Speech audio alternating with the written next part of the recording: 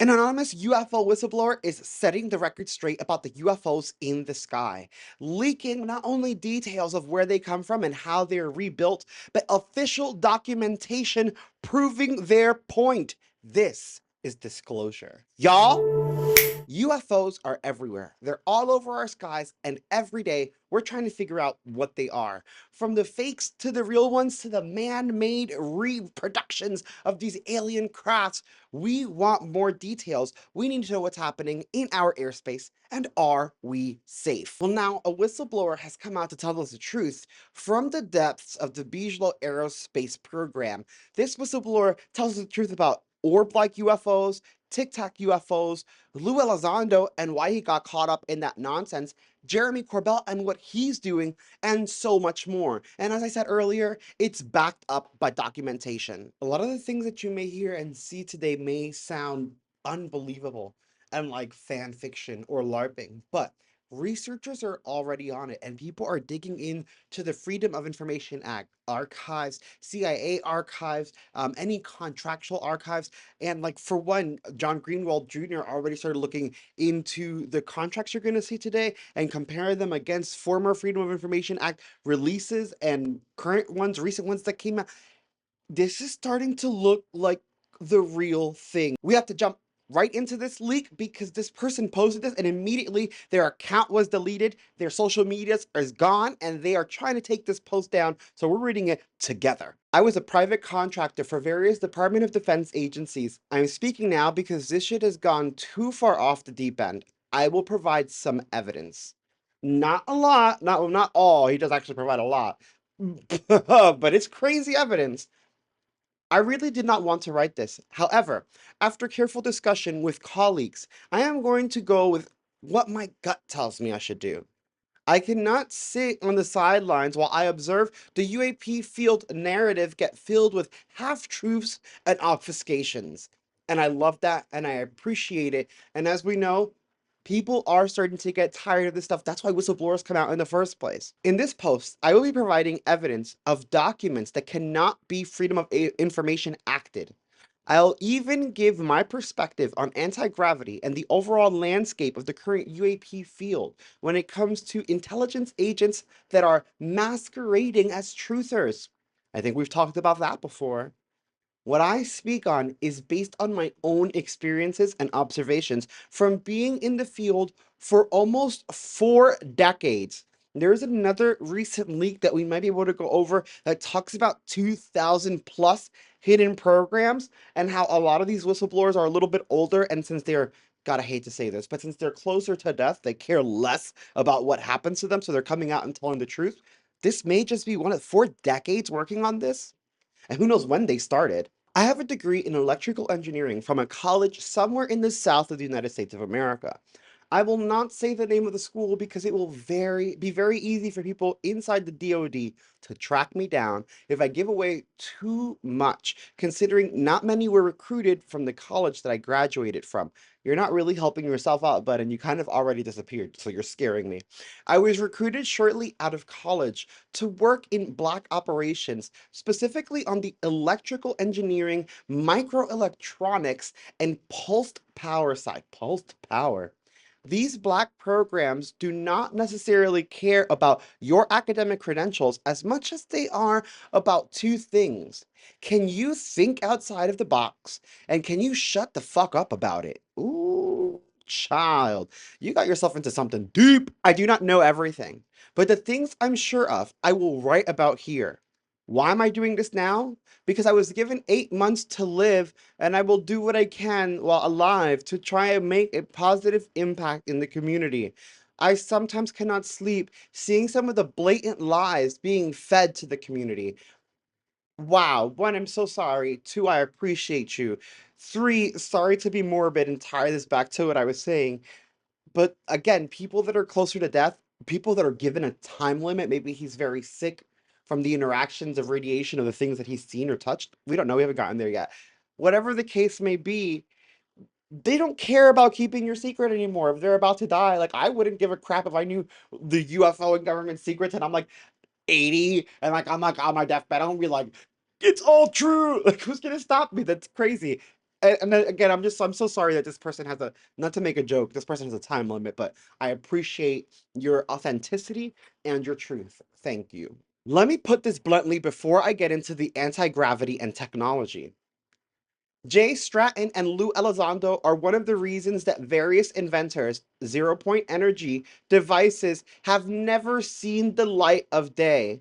Interesting. So several inventors have created zero-point energy and they've never seen the light of day, and maybe those inventors have disappeared because we've seen those stories before.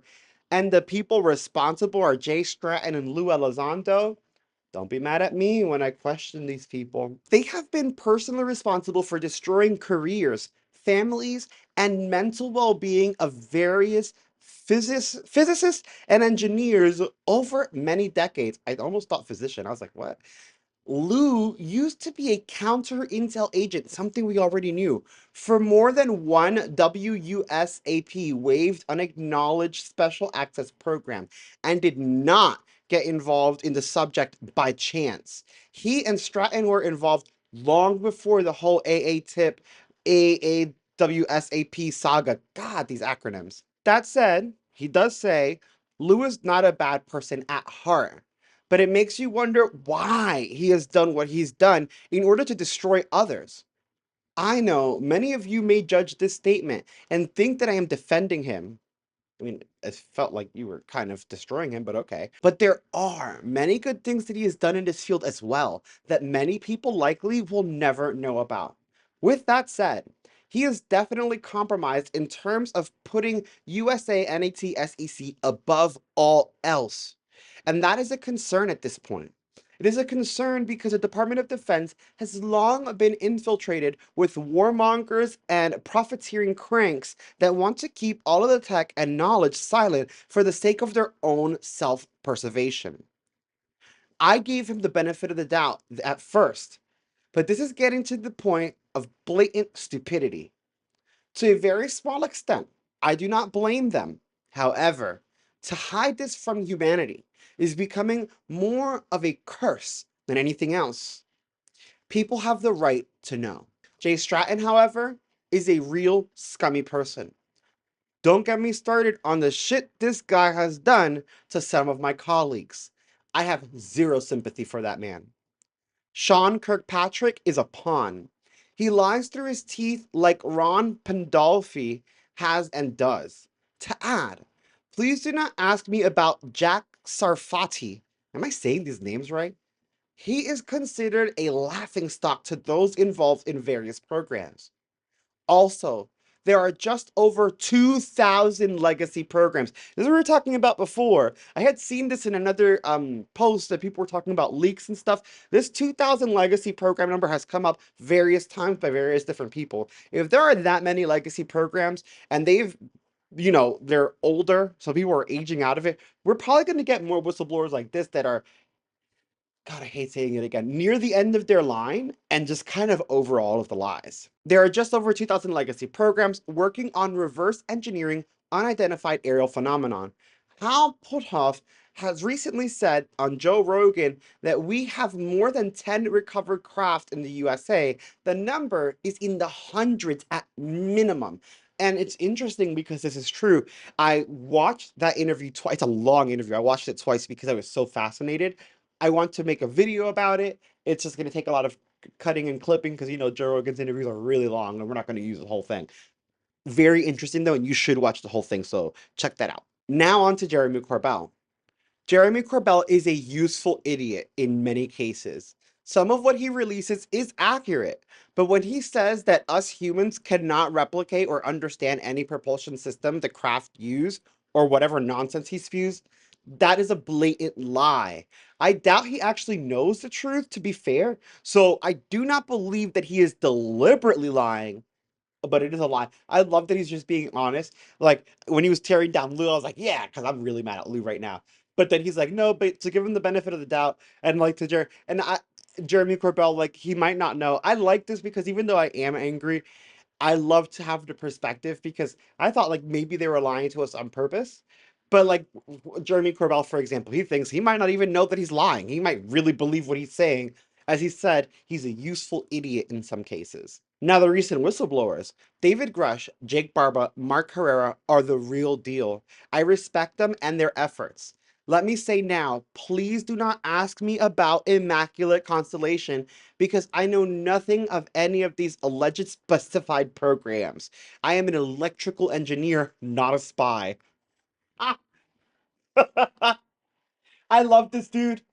Perfect preface. I do electronics. I do electrical work. I do wiring. I'm not a spy. I'm not. This is not Black Widow. Calm down, okay?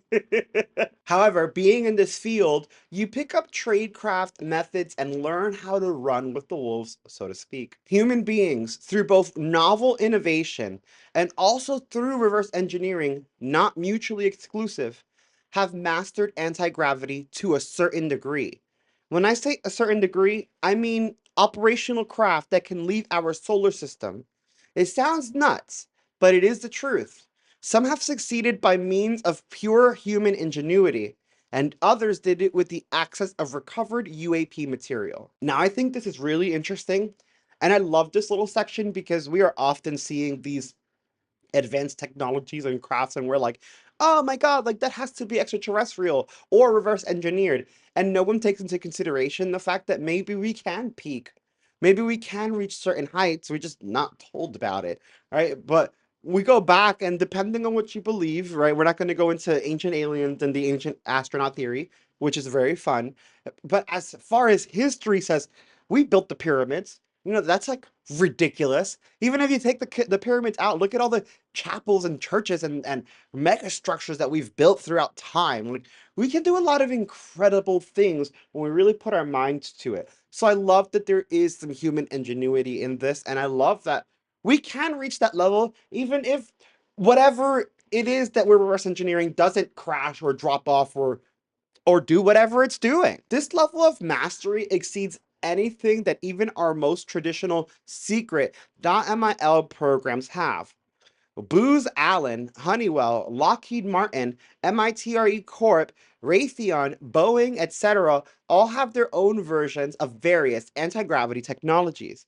There's a difference between gravitational shielding, repulsion, and actually generating high-frequency gravitational waves, which totally makes sense because we are, well, according to modern understanding of public-facing information, we're unaware of how these gravity waves work. So I can see there being a difference between the gravitational shielding, which is possibly something we can use to alleviate the effects of gravity, versus making our own waves of gravity. That sounds more intense. The pursuit of Thomas Townsend Brown is exactly where people should be looking. Zero-point energy manipulation has to do with the EM vector potential. That is as far as I will go on that. I was involved in a project that utilized Tesla turbines, plasma toroid chambers, microwaves, crystals, extremely strong rotating magnets, and various other obtainable components that generated many kilowatts of gravitational waves, or gravitons, as some call it, in a private BAE lab. That's incredible. So we are making the gravitational waves? This is incredible. And why are we holding people back? I get it, for the profit. Like he said, the people don't want to lose their stuff and it's like for self-preservation, but this could move science forward on so many levels. This is like so wow. And like with the questions that we have about quantum mechanics, quantum physics, and all that stuff, we need this. Oh my God, I get so frustrated at people and their damn greed. The total cost of the project was just under 3 million US dollars to build the gravity generator. It can and has been done time and time again successfully. Gravitational waves are measured electromagnetically due to it being a consequence of the curvature of space-time itself. Makes sense. Very, very, very Einstein coded. Metamaterials are not needed to generate macroscopic proof of concept gravitational phenomenon. Plain and simple. You will notice in some of these files that I am showing that the Soviets coined the term called rotational gravitation and believed that rotating masses acted as emitters and receivers of gravitational waves. I am not going to argue with those in the comments that say it isn't possible. And I am not going to argue with idiots that don't know how to think outside of the box. My question of this, if the Soviets thought that it'd be worthy of experimental investigation, then why is that not being done here? Oh, wait. It is. It's just going to stay forever classified. Forever. And I think this is very interesting again because this person came out here, started talking about all this stuff, and had the intention of answering questions and talking to the community. And like literally within seconds of this being posted, he was gone. Couldn't reply. Account deleted. Gone. Ask Jay Stratton why he prevented multiple inventors from getting their own laboratory. Because many of the inventors he suppressed focused on rotating capacitors, something the Soviets pursued very quickly. I'm sure his $1 million book deal helped smooth over all the people he royally fucked. My beef is that we are classifying basic science. This is what I'm saying. Like when he said that, like I told you guys, this is like an aha moment for science, and they're keeping it behind closed doors. Like, are you kidding me? Could you? Oh my God. Okay, whatever. I agree with anonymous whistleblower. My beef is that we are classifying basic science that our adversaries are now discussing in more open forums and in peer-reviewed literature. It's bullshit. All for what? So that Lockheed can make science breakthroughs proprietary and own it? Which is crazy because they're not. Oh my God. That makes me so angry. How are you going to privatize and own scientific breakthroughs? Fucking assholes. The closest I have seen anyone in the public domain get to describing how technology works is Lieutenant Colonel Tom Bearden and a few others. The tough part of all this is taking the theory and applying it to practical experiment. Not many can bridge the divide, but a small, genius chunk of engineers and some theoretical physicists have. You want to know who real high level gatekeepers of this stuff is? Admiral John Michael Mike McConnell. He currently works at Booz Allen, or at least that was the last I heard of his whereabouts. I realize now that being given a limited time on the planet makes you think about what should really matter. And I want the next generation to have a chance. Wow, I appreciate you. And if you're seeing this on the rare occasion, we appreciate you and thank you for your service and for your information. P.S. And this is something this I love this because I saw this in another leak. We're gonna try to go over. Tom DeLonge himself has said this. He's someone who's been gathering information for a while. People don't believe him because Blink 182, it's like you're a musician. He's been passionate about aliens since forever. And he said that Tic Tac UFOs are man-made and they have antennas. All of this is true, and there are pictures that came out today that prove that. The Tic Tac is ours, human. I worked on certain aspects of it personally. I am blown away by these allegations. And I really took them in and I was like, wow. Personally, I don't like who's gonna this to fake this, who's gonna take all this time to get into such detail. You'd have to already be a genius in like certain things to even get into this level of detail, and then to like say that you're dying. Like I genuinely believe this, and I'm kind of hurt that this person has a short amount of time to live because they were genuine enough to give us a little bit of the truth, knowing that a lot of people would be skeptical, and even with the level of detail provided, people still wouldn't believe. He provided documentation that should not be out to the public. And from what I can see online, the government and the private companies are actually very pissed about this. So it seems pretty legit. This is like huge. Why is it like so zoomed in? There we go.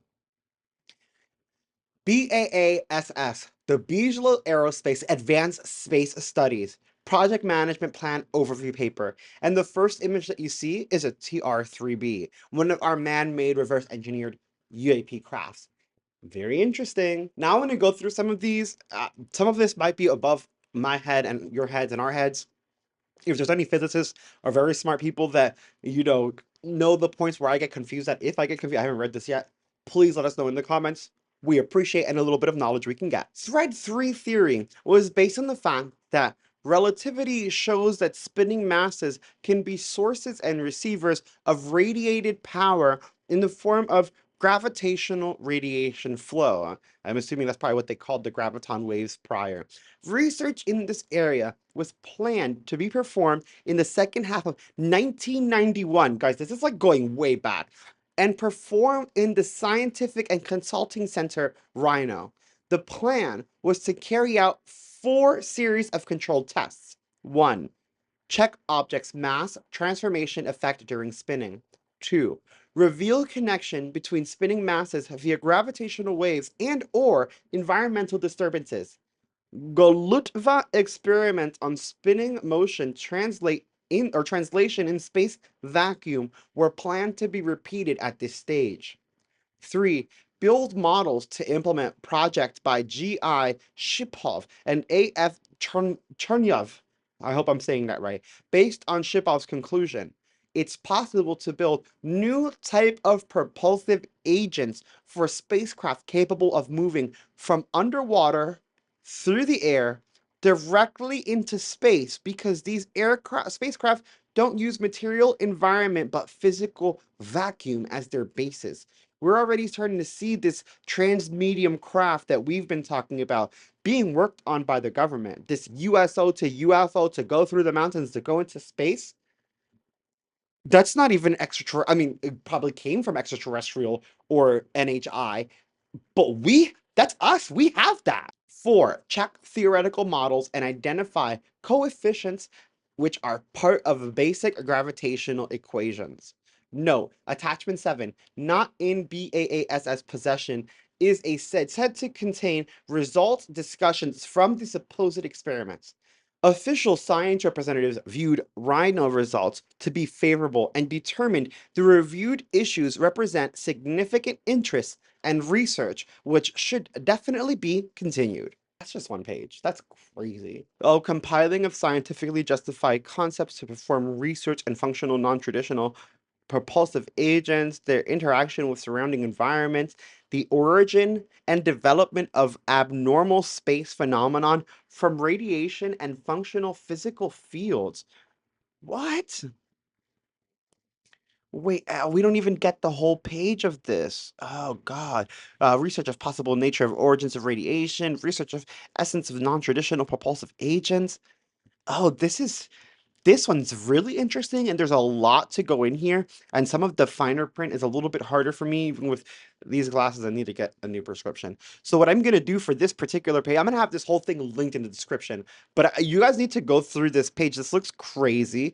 Elements of primary directions of research activities. This looks like it's just so much information, and it's breaking down essentially how we compartmentalize a lot of this information, which is insane. Oh, we have another. Okay, this is more. We can define the following features as common for all developed theories. A, they treat physical vacuum as physical material environment. B, they acknowledge that this environment has a complicated structure. C, they acknowledge Einstein's tensor field as extremely simplified case in static approximation. Simplified, Jesus. D, they acknowledge wave gravitational processes connected to active masses torsion. Okay, that's interesting. I mean, we kind of knew spin and mass. I mean, thank you, Einstein. But to say that Einstein's extremely simplified is insane. It experimentally confirmed theoretical conclusions on quantized gravitational phenomena, their discrete character made by G.V. Morozov, can be the utmost importance. According to the author, such discrete character explains experimental data dispersion on weight change during the spinning from 5% to 10% of the weight when similar samples are used. This can cause a necessity to perform an experiment using ring structures and not massive objects, which provide average diameter and mass characteristics. In a review of Rhino Center materials on rotational gravitation, Professor R. N. Kuzmin, PhD, Physics and Mathematics, states that Attachment 7, prepared by G.V. Morozov, has some food for theoreticians' brains, damn. And especially, it applies to the part where the author says about building bridges between gravitational, electromagnetic, weak and strong interactions. Official scientists or official science representatives, whatever that is, assessed GI Shipov's conclusion and correlation of translator motion and spinning motion in the environment as true and promising one. However, this very conclusion doesn't reveal any specific examples and calculations, and thus is just runs idle. What the flip flop? And then there's more to the page. Of course, he's just taking pictures of this stuff and trying to provide it so we don't get even the full pages. And I wonder, my God. This I found very interesting. Figure 64, an electric field contour in Vim or V over M for a half symmetry 10-meter metallic sphere with a 1-meter dielectric coating in decibels for 300 megahertz and 25 elements per wavelength. And I find this fascinating. So even some of the spheres are ours. Or maybe we worked on this model because obviously the planets are spherical and gravity and we spin. But this is insane. Look at how it's warping the field around it and how like this is, and I'm like looking at this and I'm blown away and I can see the warping and I have a basic understanding of like this level of science, but even I'm like,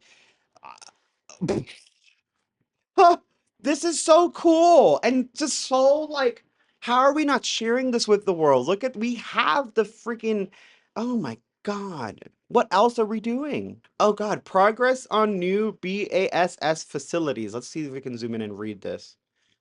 During the month of June, Robert Bigelow, the BAAS as an administrator, made substantial progress of two major real estate projects in line with the anticipated future of the Bigelow needs. One, an underground vault. Damn, of course we already know. We conspire about these underground vaults all the time. They are real. The underground vault. The need for a highly secure underground vault operated by Bigelow became apparent in the line with a Bigelow priority to pursue and acquire recovered hardware and biological samples, non-human biologics, thank you, Grush, from the corporate world and or from private individuals and groups located elsewhere, including in Brazil. I want to leave a little note there and put a little pin, especially in Brazil. And then we talk about how South America and Latin America has a lot more UAP, UFO phenomenon than is made public. I get to see that through the Latin American algorithm. You guys might not get to see that. We talked about that in the previous video. The previous video about the sphere. The sphere that has a freaky, weird, dark center with the ring of orbs around it that looks like a strange center lined with an orb to keep things in place. Again, I'm not saying that that is real, but to what we saw, to what happened, to the studies that they're doing, to this leak that we're getting right now, it makes effing sense. And then they're talking about it being in South America, Latin America. Bro, hello? Like everything should be lighting up right now. It was recognized by the Bigelow administrator that there are no highly secure facility at Bigelow to store exotic material or tissue that the organization could obtain. Accordingly, the Bigelow administrator designed an underground facility to be located in North Las Vegas at the Bigelow Aerospace Facility, which is insane because just earlier today we had a UFO sighting in Las Vegas, a video that's probably going to be coming out very soon. And we had the entire Las Vegas incident, which made headlines, and then the police erased the body cam footage, and we still don't have that knowledge. Like, there is so much in this report and in this that's tying a lot of the stuff that we've seen together. And I hope you guys are seeing this. The chosen location is exceptionally well protected by a perimeter fencing and razor wire surveillance cameras and 24-hour armed guards who are retired or current military. I'm going to just put a little pin on there. We talked about that UFO crashing in Las Vegas when it happened. It's probably one of the most popular videos on the channel. Well, actually, never mind. Yeah, because the prank video that was like 500 million views is gone. So I think that the UFO video is the most popular video on the channel. So a lot of you, if not all of you, have seen it. That UFO Las Vegas event was very strange because people were talking about why was it there? How did it crash? Why did the aliens look like they were looking for something when the humans approached them and then like drew their guns because they were scared? What if this like a Bijlo facility, like what if it's not just that we are um recreating and reproducing, reverse engineering these crafts and making our own? What if we are actively in communication with them? That stays hidden, even beyond the government, for these private enterprises, because they are maybe gathering resources from the earth that they need and we don't know about. And so these UFO or that UFO was heading towards this facility. Something may have happened, maybe a pulse of a radio or electro frequency, whatever, and it crashed in the Vegas yard close to where this facility is. Further, the Bijlo administrator during the month of June designed and created architectural plans for a 5,000 square feet underground vault with 3-foot thick walls, ceiling, and floor with a concrete access tunnel leading to multiple security doors, at least one of which comprises of a thick vault steel door. Bruh. The entire facility will be located underground at the Bijlo Aerospace Facility with over 15 to 20 feet of earth above the structure. Any surface structures protruding from the ground will be extensively camouflaged. It is anticipated that, subject to building permits, the new underground facility will be capable of being occupied by late 2009, early 2010. Bro, we are in 2025. Imagine what they have done then to now. And like when we talk about the Tic Tac UFO that is, these Tic Tacs are ours. None of them are extraterrestrials. They do have the strange antennas. That we started making the Tic Tacs in the 50s and 60s. And that also came out in documentation, which is crazy. How advanced we talk about these aliens or non-human intelligence or interdimensional beings, whatever the hell they may be, wherever this comes from. We talk about them being however many years or even centuries more advanced than us. How advanced are we and we just don't know it? More details on this project will be reported in the June 2009 Bijlo monthly report. 2. New buildings purchased for Bijlo because of the extremely rapid pace of the Bijlo personnel expansion. Bruh. And then this is us conducting our experiments on our Tic Tac UFOs. These are ours. The spheres and the orbs, some of them are ours, some of them are, I guess the best way to put it is not ours because we don't know whether it's, ET or ID or whatever the fuck. Um, but that's us.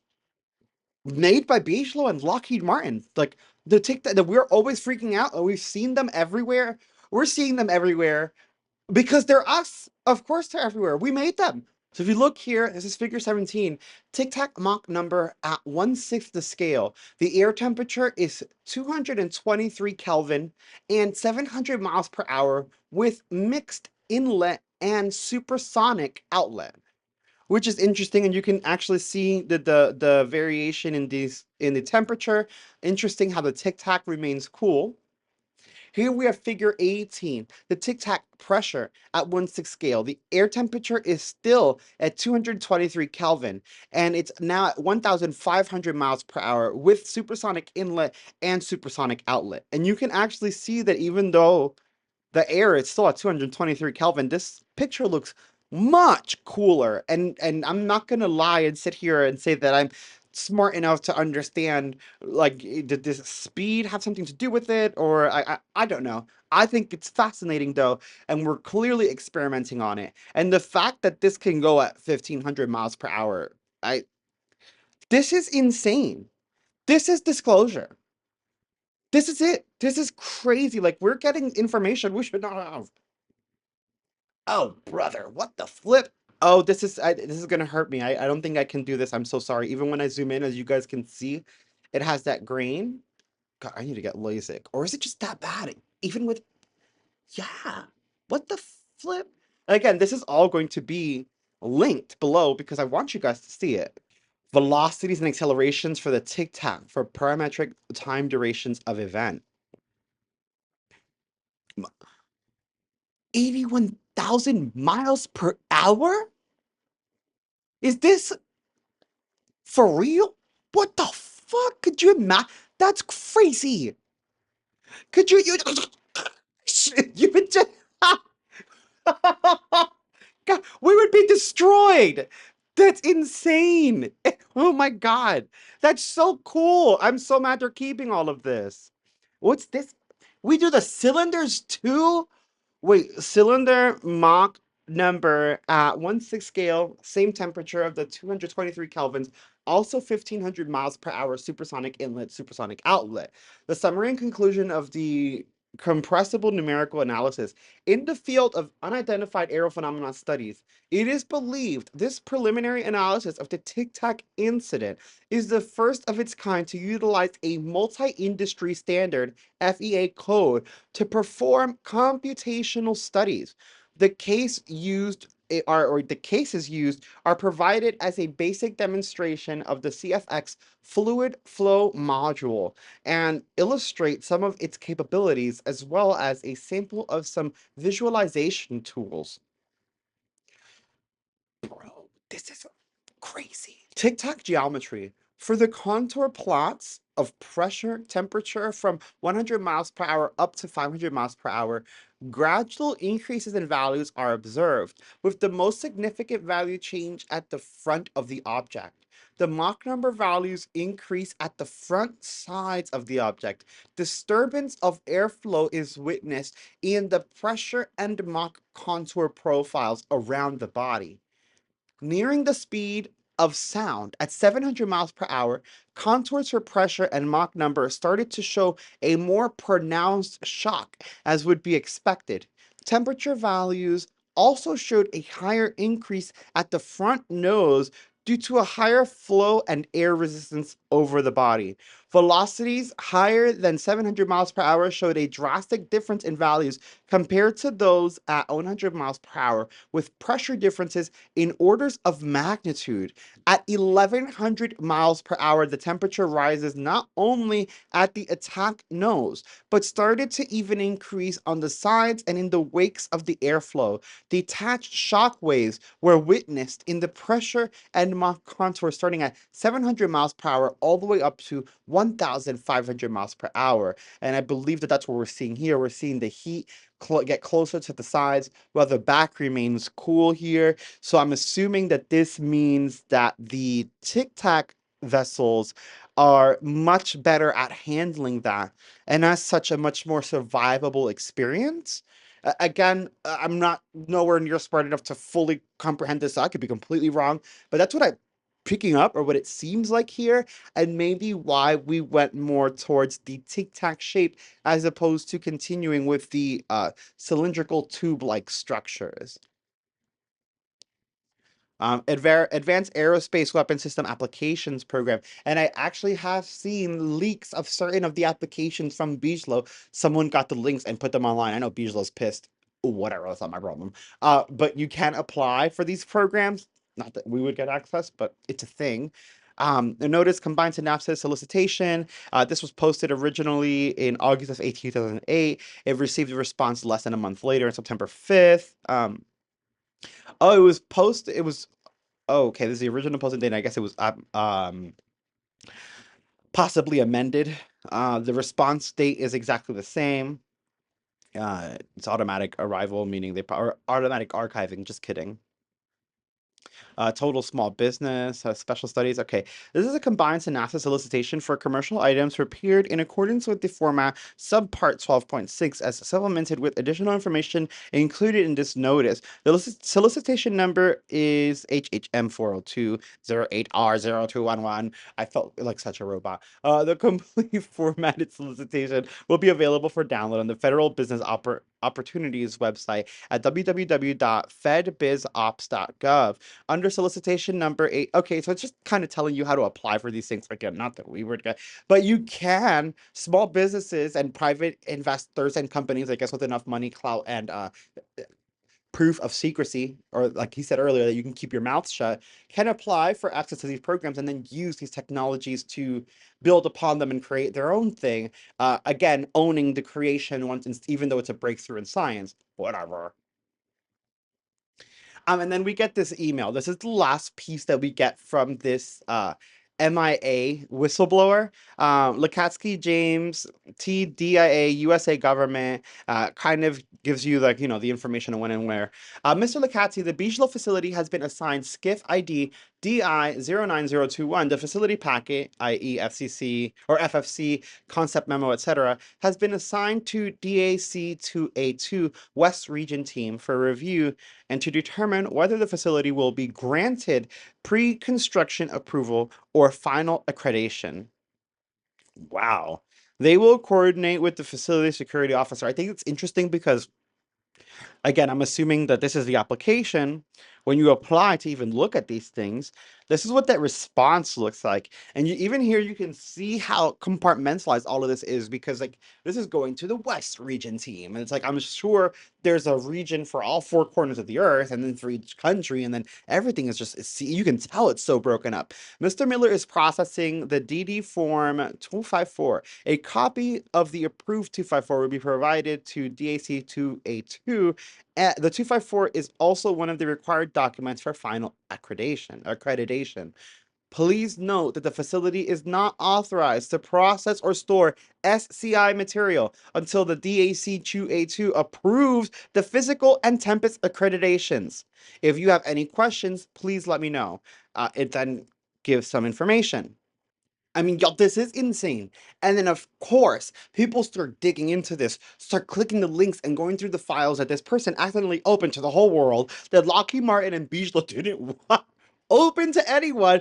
And now more and more information and documentation is coming out, including proof, as Tom DeLonge said, that the Tic Tac UFOs are ours. They're not just ours. The Tic Tac UFO is Lockheed Martin Tic Tac Model 15A.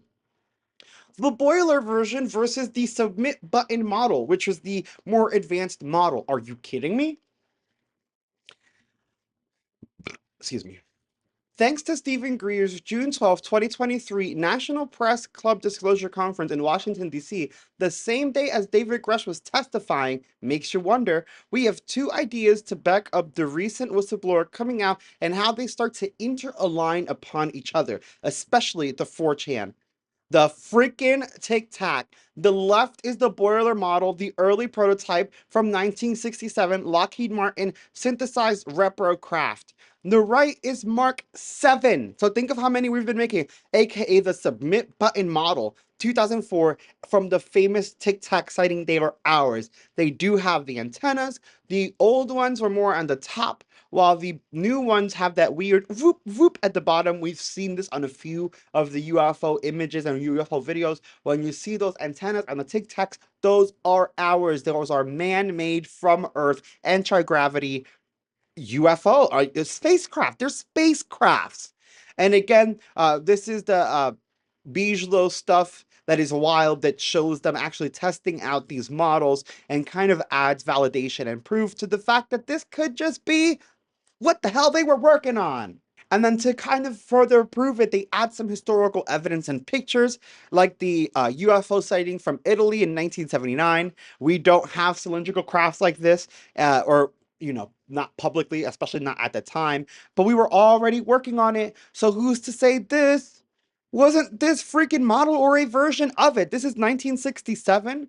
This one is what, again, 1979. You can see maybe the weird handlebars antenna got moved. Maybe they're already at the bottom, like here.